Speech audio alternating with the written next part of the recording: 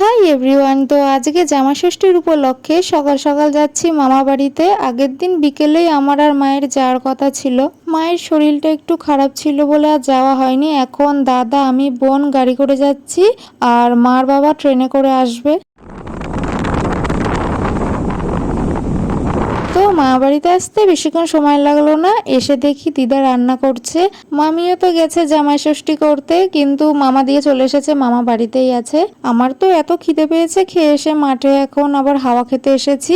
আমরা আসার 1-1.5 ঘন্টা পরে মা বাবা চলে এসেছে। এখন মা মাটনটা রান্না করছে, দিদাই সব আগিয়ে দিয়েছে, আর বাবা কষা মাংস খাচ্ছে। তো আজকে দুপুরের মেনু হচ্ছে ভাত, পটল ভাজা, ডাল, বাটা মাছের ঝোল, খাসির মাংস, দই, মিষ্টি আর আম।